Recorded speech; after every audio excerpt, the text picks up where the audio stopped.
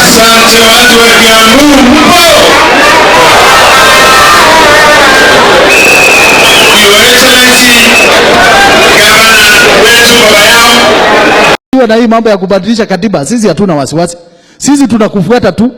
Na ndio kwa maana mimi nilikwambia usio nafunga macho hata kwa kanisa. Sababu sisi tukifunga macho na wewe ufunge, nani ataangalia mambo wale wanakuchorea? Na wewe wale unashindana nao sio wadogo. Sisi tunajua Raila kama mimi. Nimekuwa mjumbe ya Nairobi. Mimi namjua ule jamaa sio mchezo. Anakuchorea usiku na mchana. Na wewe sasa wewe saa yote ukae macho. Kwa sababu sisi wote tunakufuata. Tunajua kabisa wewe ndio utakuwa rais wetu 2022. Na wewe sasa wewe mwenyewe sasa ni wewe ukondoe macho uangalie kila pande. Saa yote ikiwa atu mimi nakwambia yule mko na yeye usimchezee. Umeona saa hii amesukuma maneno ya katiba ibadilishwe. Sisi tunaona ndio vipengele zingine kubadilisha ni muhimu. Sisi tunaona saa nyingine serikali iko na mzigo kubwa sana. Serikali ni kubwa sana vile iko. Wala watu wameandikwa. Kupunguza ni muhimu. Sisi tunaona hiyo kama ni hiyo inabadilishwa ni muhimu. Ile kitu sisi hapana taka ni kusikia ati kuna watu wanaongezwa. Watu wanaongezwa saa ile sisi tunataka wapunguzwe. Kwa hivyo sisi tungesupport kama ni katiba ya kubadilisha na kupunguza mzigo ule kwa serikali, sisi tunaunga mkono na sisi tuko nyuma yako. Wewe ndio utatuambia tupige kona. Mkiwa na rais wetu Uhuru. Sisi bado tunawaamini sana. Kiambu inasimama imara iko nyuma yenu. Na kwa hivyo sisi tusiwe na wasiwasi. Sisi wengine tumekuwa na former prime minister huko Nairobi, tunamjua. Now, Sergeant Otam, you may show the governor where to sit. Kiambu Governor Ferdinand Waititu shocked the world as he tabled a budget that he couldn't explain its authenticity. Under his government, Kiambu County government allocates 500 million Kenyan shillings to support peace progress in South Sudan, 900 million Kenyan shillings for State House functions, and 180 million Kenyan shillings for emoluments for retired presidents. I, Ferdinand Waititu Babayao, do solemnly swear that the evidence that I shall give before this committee in respect of matters before the committee shall be the truth, the whole truth, and nothing but the truth. So help me God. Page 18. Page 18 of your financial statements, where you have listed your budget execution by programs and sub-programs. Are we there? I want us to look at it jointly.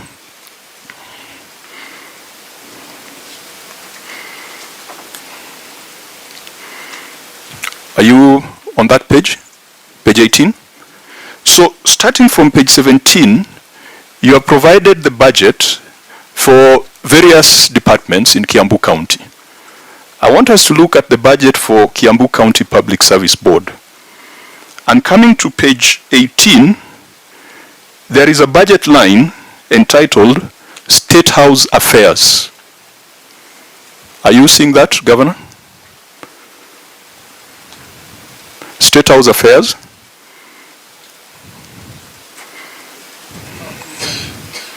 State corporations.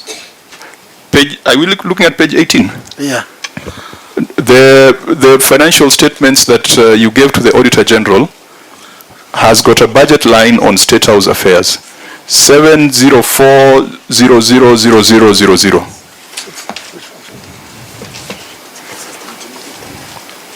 No, I'm not seeking an explanation for now. I just want to confirm whether you are seeing the same thing. Yes, I am. You are seeing a budget line, State House affairs, isn't it? Functions. State House functions. Governor, can you read what you submitted to the Auditor General? Yes. It is entitled State House Affairs. Yes. Affairs. Underneath, there is a line called Coordination of State House Functions. 973,839,449. Yes. Kiambu County. Coordination of State House Functions. 973 million. Below it, administration of statutory benefits for the retired presidents. 180,506,800. These are budget lines for Kiambu County government, not national government. When you go down, Governor, to the bottom of that page, under administration, public service and communication, you've got a line, a budget line, 70302 with 4 zeros. No, 70301 with 4 zeros. A line called State Corporations Advisory Services, 591,610,204. So remember, coordination of State House functions, 973 million. Administration of statutory benefits for retired presidents, 180 million. State Corporations Advisory Services, 591 million. If you go further, I don't want to belabor the point, you will find that county government of Kiambu has a budget line on Kenya South Sudan Advisory Services, 58,108,000. And when you go further, on page 20, under Education, Gender, Culture and Social Services, Kiambu County Government has a budget line for free primary education at 804 million. Now, if you look at those numbers, they are not adding up. Is it Kiambu County Government that is financing State House? That is paying statutory benefits for retired presidents? That is supporting the peace process in South Sudan? That is supporting free primary education? This cannot be a qualified opinion. And I'm not going to, I'll allow you to respond. As I said, you came here to have a conversation with us, so I'll give you the opportunity. But I just want us to first share our views as a committee on why we think that that report form needs to be subjected to further scrutiny. Yes. Any member who wants to contribute? Let me start with Professor Ongeri. Yes, Chair. You remember when I took the floor, I did say that I'm not comfortable to debate. See, Mr. Chairman, is that what I've just seen is also new to me, honestly. I think it's a misuse of template of the national government, because nobody could have assumed that we could have such figures in our county. And you know very well that we don't have a budget line for those things, and so there is no expense at all. But because I have my CEC who is here, I would beg that he comments on that, please. Governor, is this the same CEC who signed on 28th of September that the statements present a fair picture? I have somebody. Is this a CEC who confirms the completeness of the accounting records, and who confirms that the financial statements give a true and fair view of the state of county government's transactions? No, he's not the one, but we have somebody who was there. It is the office, is it? Yeah, it is the office, I think. So what else is there to be said? No, I just want to also to hear. If there is that commitment signed, I think honestly, Mr. Chairman. And before this, I believe, must have been discussed even in your presence within cabinet. Yeah. So what else is there for the CEC to tell us today? Honestly, because when he has already made that confirmation, because that we this came for presents a dialogue. true and fair Having picture. come for dialogue, Chair, I'm very curious, both as a nominated senator and a resident of Kiambu, to hear the governor feigning ignorance of his own budget. Chair, how can we be told by the governor that this is a misuse of a national government template? Does it mean, Chair, that Kiambu County government does not have its own template 9 years after devolution? And does it mean that these budgets are only approved as a matter of procedure without proper scrutiny? Because, Chair, it is unacceptable that a county government would have budget lines. On State House, Kiambu, there is no State House. I've never seen one. That there would be some peace process of South Sudan. I don't even think we have been able to fulfill the many cases of insecurity and violence in Kiambu County as to occasion Governor Waititu and his government to go to South Sudan to provide I don't know what kind of peace. Is this money, Chair, meant for personal use so that they are hidden under some certain nebulous budget lines? Spent on State House? Yes. Or if you didn't spend on State House, how else will we know when the statements you have signed indicate that you have a budget line for State House? So there's nothing here about Kiambu and politics. This is about the facts that are before us. Chairman, honestly speaking, I want to believe that this report was not interfered by anybody to put in those things so that when I come here, I'll be cornered the way you are cornered. I just want to believe. Very sincerely. Very sincerely. Could we let him just in 1 minute and then or was this completely out of order? Please, I have not, at least I thought, because I've been with these parliamentary committees, I thought that you give time to at least people to speak. You cannot prefer like a mob. Knowing parliamentary procedure, you know that point of orders. Okay, let's hear the governor for 1 minute. But Chair, alongside, I wanted properly to within the point. Yes, just be orderly for that next 1 minute. Yes, my point is clear. My point is very, very clear that it is true and it is natural for people to have an interest. But honestly, I want to believe that the committee will be neutral and look at the issues as they are. And I'm apologizing that we have such issues in the report, but I don't know how they came to my report because we didn't spend any money. And I would believe, honestly speaking, that such temperate could not have just come here by themselves. There must be somebody who... Let me help you in that. Auditor General, the numbers that I've read, were they submitted to your office by the county government of Kiambu? Chair, the financial statement that is attached to the report was submitted by the county of Kiambu. So we have dealt with that. So there's no malice, there was no insertion, there was no mischief.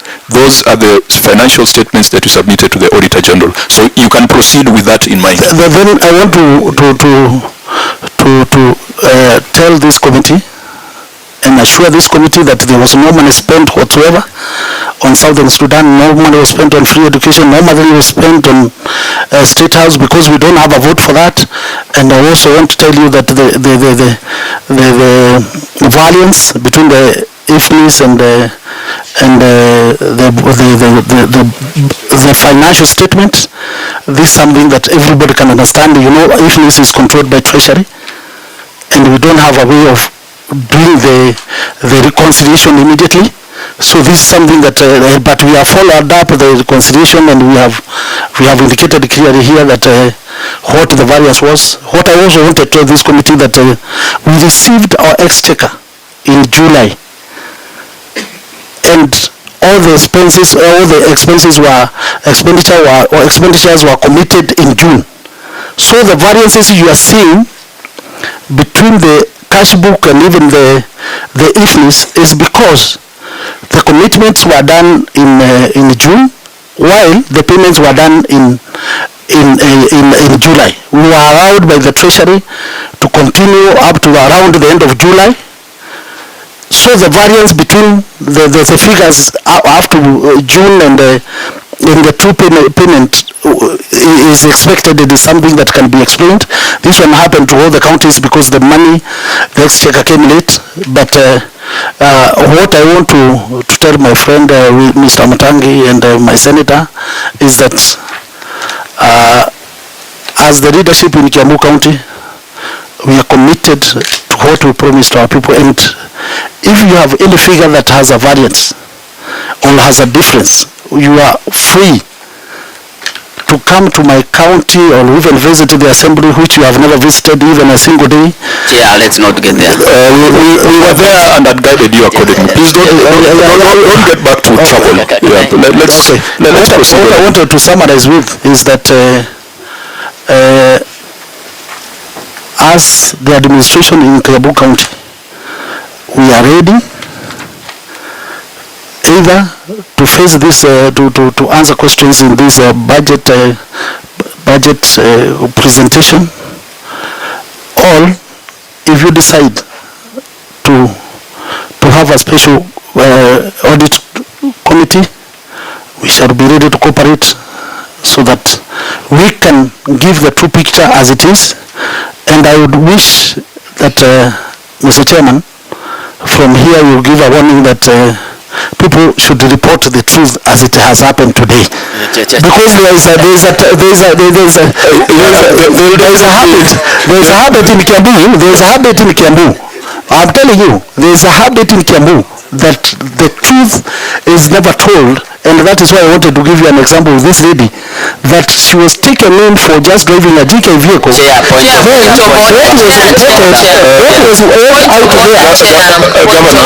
I wanted to tell is that bad to say? It is getting out of the substantive issues, and because if we focus on these issues, we will do justice to the people of Kiambu. Yes, and we are ready for you to do that. Yes. So we welcome you to do exactly what you said. This committee will always support the county assemblies, because they are our brothers and sisters in oversight. Many of the conversations you're having here could have been dealt with at the county assembly. And so all the committees and the committee chairs are here. Chair of legal is here, chair of roads is here, chair of tourism is here, and trade and industry, and house leadership is also here. That is our commitment, that we must support county assemblies. Number two, our constitutional duty is to defend and protect the interest of counties and their governments. And we shall continue to do that. As long as the interests of county governments are in line with the interests of the people, we shall defend county governments. But where there is a divergence between the interests of the county government and the interests of the people, this Senate shall stand up and stand with the people rather than with the governments. Number three, we shall scrutinize every document presented to us by the Auditor General from the first page to the last page. I heard you say that because the State House payments were not queried, so you are not prepared for them. The next time you are coming here, read your financial statements from page 1, from the cover page to the last page, because this team is committed to doing a good job to ensure that public finances are properly utilized. I want to encourage you to work on your own source revenue. Kiambu has potential. But please do not do it in a manner that causes pain to the residents of Kiambu.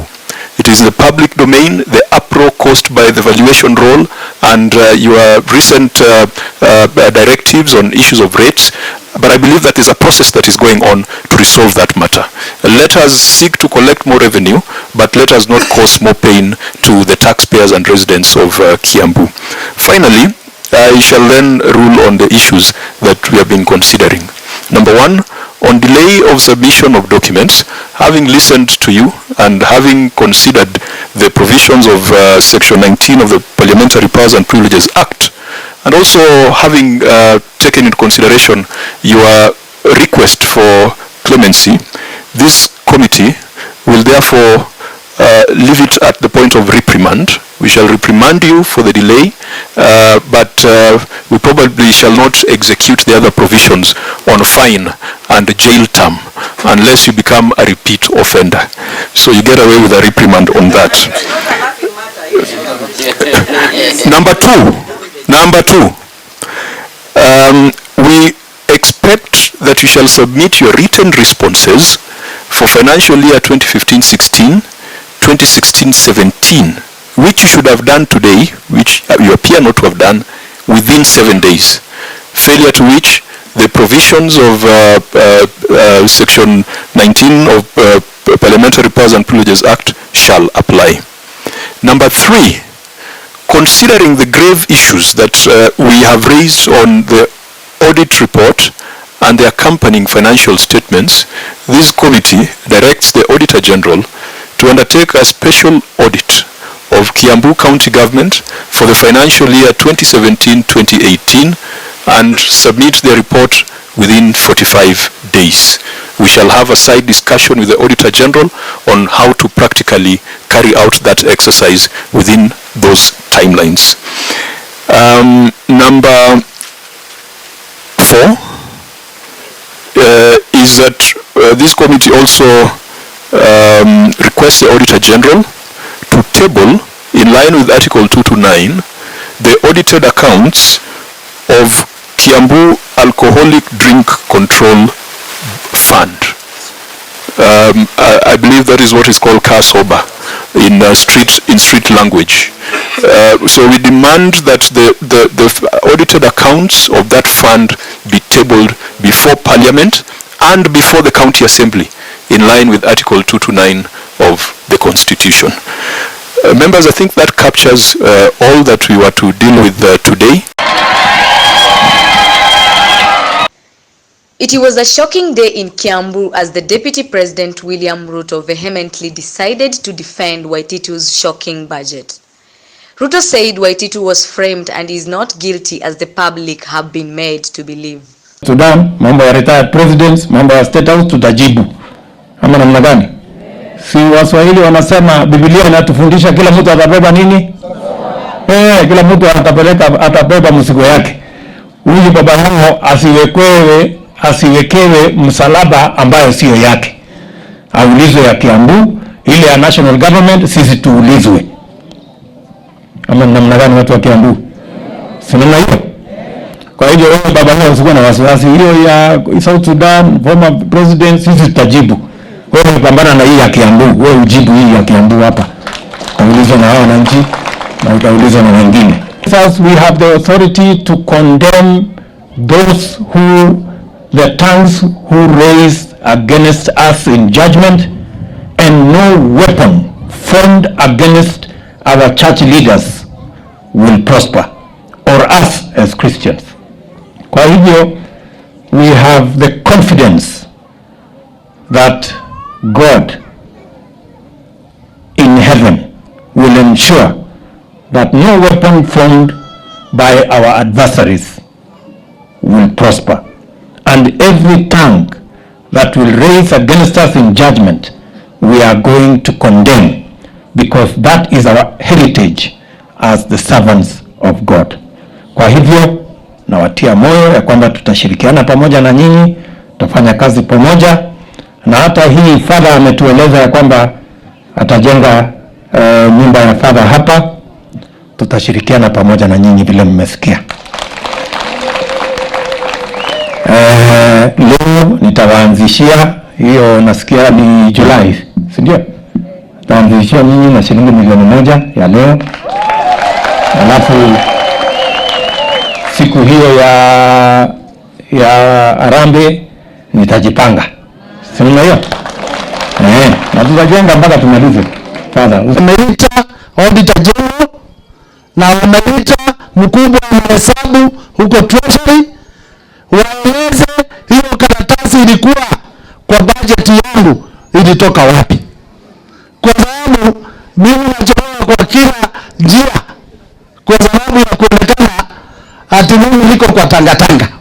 Ninataka kukuambia hivi kama Deputy President, watu hawa wa Gombe ni watu yako. Sisi watu wote wa Kiambu ni rafiki yako. Vita ambayo itakuwa Kiambu itakuwa kundi mbili ya Kieleweke na ya Tangatanga. Na sisi tutasimama imara. Na hata nikitoka matoka namna gani, ukweli utasimama. Naye atogoria negumera tondu baresi yamekuya mara ya kati kila saa hayo kati 2022 tufanye kazi kwanza. Lengo Waititu ukagera rushini ule atachagua kuwa deputy president, unafikiria ni ule ati anapiga kelele zaidi? Wewe utakuwa wa mwisho. Ule atapata ni ule ambaye atafanya kazi, au mnataka namna gani? Kana mwenda ati yeye tunajua hii maneno hapo, mtu ati na mdomo yake kwa sababu anajaribu kujitafutia huko mbele. Kazi kwanza jameni, na wewe mbele, kazi kwanza. Au ni namna gani wewe? Wewe soko safisha Nairobi, vijana wapate kazi, tujenge barabara. Wewe Waititu, wewe uzodeke Kiambu haha na wairia zodeke Murang'eno, utige maundu maingi.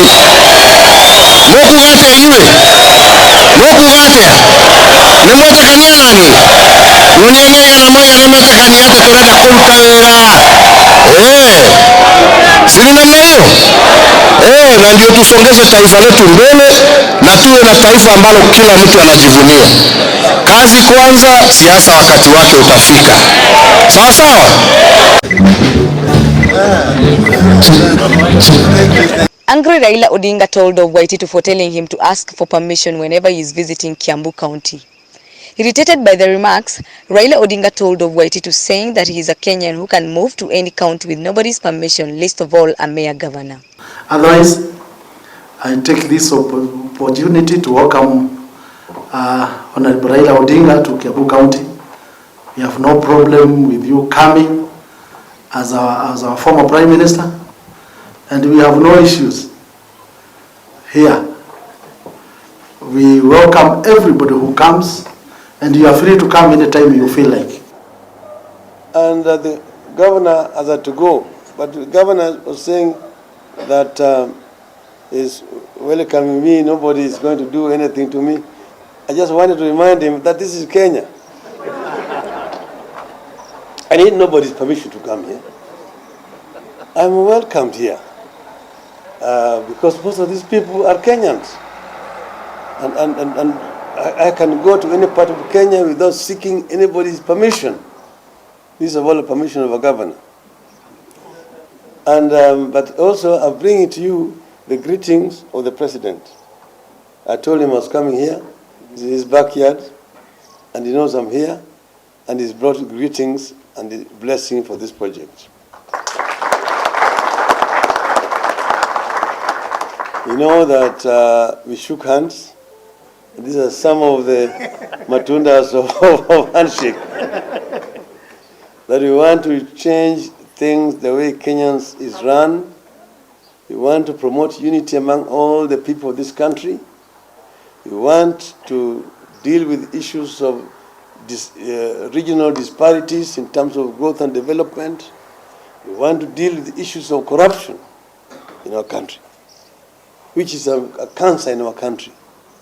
And we have said, and we have repeated it so many times, that corruption is an animal that we are going to deal with, irrespective of who is committing it.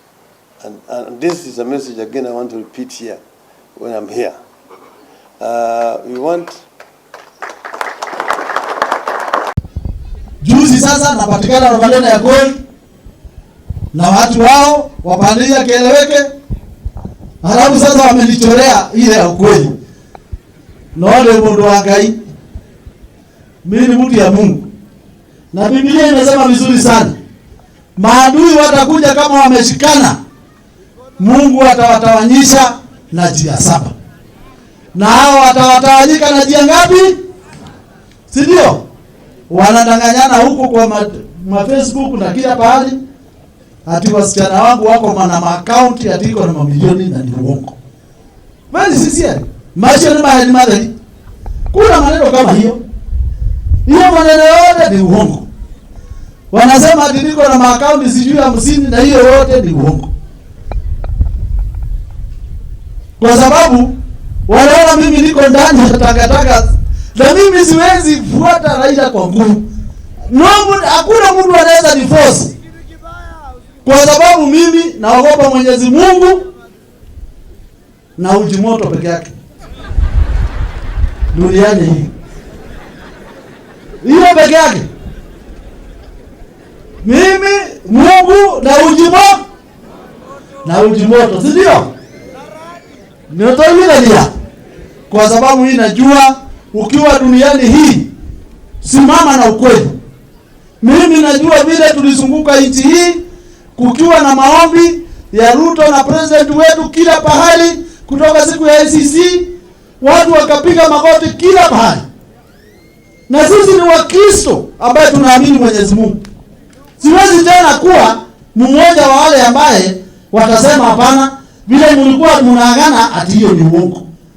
I cannot be that team. I can never join such a team. Kwa sababu nitakuwa mimi Ukristo yangu yote nitakuwa nimemwaga chini. Na mimi najua ni mtu ambaye Mungu amesaidia sana duniani hii. Pahali amenitoa. Akanitoa kwa maslums nikawa nimeenda hivi mpaka nikawa gavana. Na hata hao wananikujia saa hii, mimi najua Mungu atanimalizia hiyo kisani. Mimi naamini Mwenyezi Mungu zaidi. Kwa hivyo mimi siwezi kuwa kwa timu ile ambaye tutaonya vitu mmeshajihusudia vile Ruto alifanyia sisi kazi. Alafu nikuwe kwa ile timu ambaye itaanza kusema ati hatuwezi kubali yeye ati akuwe rais. Wao wanajaribu kusema hiyo mjue ni mabruka peke yake. Okay, honorable senators, as you are aware, we are voting on 3 charges, and these are the results of the 3 charges. On first charge, the ayes had 27, the noes had 12, abstentions had 0, the ayes have it. On charge number 2, the ayes were 28, the noes 11, abstentions 0, the ayes have it. On charge number 3, the ayes 28, the noes 11, abstentions 0, the ayes have it. Honorable senators, the net effect of these votes is that pursuant to Article 181 of the Constitution, Section 33 of the County Government Act, and Standing Order 75 of the Senate Standing Orders, the Senate has resolved to remove from office by impeachment Honorable Ferdinand Waititu, Babayao, the Governor of Kiambu County, and the Governor accordingly ceases to hold office. Honorable senators, there being no other business, it's now time to adjourn the House. Order, senators. The Senate therefore stands adjourned until Tuesday, 11th February 2020 at 2:30 p.m.